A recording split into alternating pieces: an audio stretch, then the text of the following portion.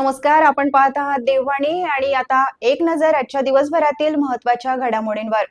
चंद्रपूर येथील दुर्गापूर परिसर पूर्वीपासूनच एक क्राईम भाग म्हणून ओळखला जातो। किशोरवयीन मुली आणि तरुणींच्या सुरक्षेचा प्रश्न देखील येथील गंभीर समस्या असून त्याबद्दल आजपर्यंत कोणीही आवाज उठवण्याचं धाडस दाखवलं नाही। मात्र नुकत्याच झालेल्या 80व्या स्वातंत्र्य दिनाच्या समारंभात पॉलिटेक्निकच्या अंतिम वर्षात शिक्षण घेणाऱ्या विद्यार्थिनीने व्यासपीठावरून परिसरातील मुलींच्या सुरक्षेबाबत गंभीर बाब प्रशासनाच्या निदर्शनास आणून दिली। ऊर्जानगर येथे आयोजित स्वातंत्र्य दिन समारंभात त्या विद्यार्थिनीने दुर्गापूर हा परिसर किशोरवयीन मुली आणि तरुणींसाठी अत्यंत असुरक्षित असून बाहेरील परिसरातील व्यक्ती इथे येऊन मुलींची छेड काढतो, तसेच त्यांना स्पर्श करण्याचा प्रयत्न करतो, त्यामुळे परिसरातील तरुणी आणि किशोरवयीन मुलींमध्ये असुरक्षिततेची भावना निर्माण झाली असून त्यांच्या सुरक्षेसाठी ठोस उपाययोजना करण्याची गरज असल्याचे तिने येथे नमूद केले। तसेच मुलींच्या सुरक्षेसाठी परिसरातील संवेदनशील ठिकाणी सीसीटीव्ही कॅमेरे बसवावेत, पोलिसांची गस्त वाढवावी अशी मागणी यावेळी करण्यात आली। यावेळी त्या विद्यार्थिनीने उपस्थित केलेल्या सुरक्षेच्या प्रश्नावर प्रशासनाने गांभीर्याने लक्ष देऊन आवश्यक उपाययोजना करण्याची अपेक्षा व्यक्त केली आहे। अंमली पदार्थांच्या वाढत्या विळख्यापासून युवा पिढीला दूर ठेवण्यासाठी चंद्रपूर पोलीस दलाच्या वतीने राबवण्यात येत असलेल्या नशामुक्त युवा भारत अभियान अंतर्गत जिल्हाभरात व्यापक जनजागृती मोहीम राबवण्यात आली आहे। या अभियानांतर्गत जिल्ह्यातील तब्बल 203 शाळा व महाविद्यालयांमध्ये से नो टू ड्रग्ज हा उपक्रम घेण्यात आला।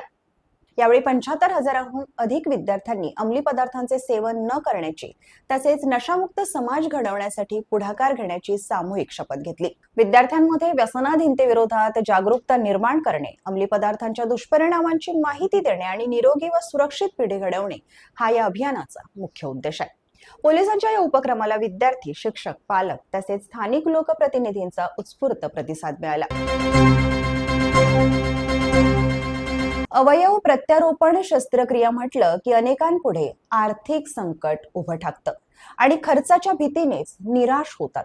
यकृत, मूत्रपिंड, फुफ्फुस, हृदय आदी अवयव निकामी झाल्यानंतर अवयव प्रत्यारोपण शस्त्रक्रिया हाच रुग्णांसाठी शेवटचा पर्याय ठरतो। मात्र या उपचारांसाठी येणारा लाखो रुपयांचा खर्च अनेक कुटुंबांसमोर मोठे आर्थिक आव्हान उभे करतो। अशा परिस्थितीत मुख्यमंत्री वैद्यकीय सहायता निधी राज्यातील गरजू रुग्णांसाठी आधारवड ठरत असून 1 एप्रिल 2025 ते 31 मार्च 2026 या कालावधीत अवयव प्रत्यारोपण शस्त्रक्रियेसाठी 798 रुग्णांना 15,79,66,000 रुपयांची आर्थिक मदत देण्यात आली आहे। मुख्यमंत्री देवेंद्र फडणवीस यांच्या मार्गदर्शनाखाली मुख्यमंत्री सहायता निधी व धर्मादाय रुग्णालय मदत कक्षाची कार्यपद्धती अधिक गतिमान आणि रुग्ण केंद्रित करण्यात आली आहे। वैद्यकीय मदतीसाठी रुग्णांना मंत्रालयात येण्याची आवश्यकता भासू नये यासाठी राज्यातील सर्व 36 जिल्ह्यांमध्ये जिल्हास्तरीय कक्ष सुरू करण्यात आले आहेत। त्याचबरोबर मुख्यमंत्री सहायता निधी आणि धर्मादाय रुग्णालय मदत कक्षाची अद्ययावत ऑनलाईन प्रणालीही सुरू करण्यात आली आहे। बातमी आहे नलेश्वर मध्यम प्रकल्पाच्या मुख्य कालव्यासंदर्भात। या कालव्याला अनपेक्षितपणे भगदाड पडल्याचे निदर्शनास येतात संबंधित विभागाने तातडीने कालव्यातील पाणी बंद करून अवघ्या काही तासात दुरुस्तीचे काम हाती घेतले।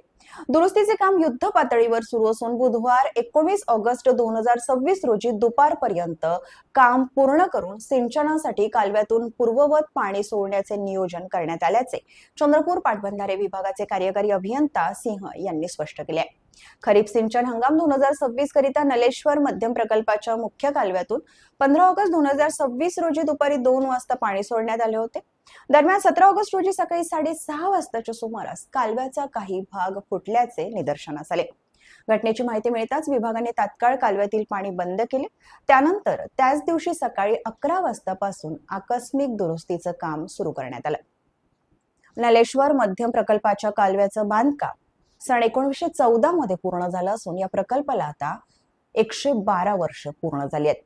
हा कालवा प्रामुख्याने जंगल भागातून जातो, त्यामुळे अनेक ठिकाणी झाडांची मुळं कालव्याच्या भरावामध्ये शिरल्याने कालव्याचा भराव कालांतराने कमकुवत होण्याची शक्यता असते।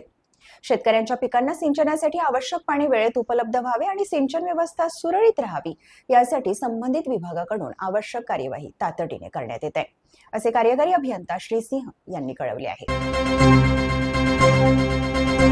बातमी आहे जिवती तालुक्यातील घोडणकप्पी गावाची। जिवती तालुक्यातील घोडणकप्पी हे डोंगराच्या कुशीत वसलेलं एक अतिशय दुर्गम आणि आदिवासी पाडे आहे. येथे प्रामुख्याने कोलाम या आदिवासी समाजाचे 20च्या आसपास कुटुंब राहतात. मात्र स्वातंत्र्याच्या 80 वर्षानंतरही येथे पक्के रस्ते तर सोडा, खडकाळ, डोंगर रांगांची आणि दगड गोट्यांची बिकट वाट पार करत येथील नागरिकांना जवळच्या पाटण येथील प्राथमिक आरोग्य केंद्रात जावे लागते. शिवाय येथे भाषेची मोठी अडचण आहे. घोडणकप्पी हे नाव आत्ताच चर्चेत येण्याचे कारण म्हणजे नुकतीच येथे रस्त्याअभावी वैद्यकीय सुविधा न मिळाल्याने एका आदिवासी महिलेचा प्रसूतीनंतर मृत्यू झाल्याची गंभीर घटना घडली. त्यानंतर कुटुंबाने प्रशासनाची वाट न पाहता येथे रस्ता उभारण्याचा निर्धार केला. या घटनेने चंद्रपूर जिल्ह्यासह राज्यात एकच खळबळ उडाली आणि माध्यमांमध्ये घोडणकप्पीच्या रस्त्याची बातमी ठळक झाली. आणि त्यानंतर झोपलेलं प्रशासन जागं झालं आणि त्या कुटुंबाने रस्ता बांधून तयार केल्यानंतर आता प्रशासनाने येथील रस्त्यासाठी निधी मंजूर केलाय. आता प्रश्न हा आहे की किती वर्ष अजून हे असेच चालत राहणार आहे? आदिवासी भाग म्हणून गलेलठ्ठ पगार घ्यायचे, त्यांच्या जीवावर आपली कुटुंब मौजमजेत चालवायची, मात्र त्यांच्या सुरक्षित आणि मूलभूत सुविधांकडेच दुर्लक्ष करायचं. येथील कोणत्याही अधिकाऱ्याला, ग्रामपंचायतीला घोडणकप्पीची ही समस्या आजवर दिसली कशी नाही? येथील आदिवासींची पायपीट आतापर्यंत कशी दिसली नाही? गेले दशक येथील स्थानिक प्रतिनिधी डोळेझाक करून काय केवळ इथली मलाई खाण्याचं काम करत राहिले? असे एक ना अनेक प्रश्न प्रशासनाने उपस्थित करण्यासाठी भाग पाडले. रस्त्याअभावी आजवर येथे किती जणांचे जीव गेले असतील आणि आताही त्या कुटुंबाने पुढाकार घेतला नसता व माध्यमांनी हे प्रकरण लावून धरलं नसतं तर अजून किती मातांचे आणि निष्पापांचे जीव गेल्यानंतर प्रशासनाला जाग आली असती? हा गंभीर प्रश्न येथील गावकऱ्यांनीच उपस्थित केलाय. तर हे होतं आजचं देववाणीचं बातमीपत्र. अशाच नवनवीन अपडेट्ससाठी पाहत रहा देववाणी. नमस्कार.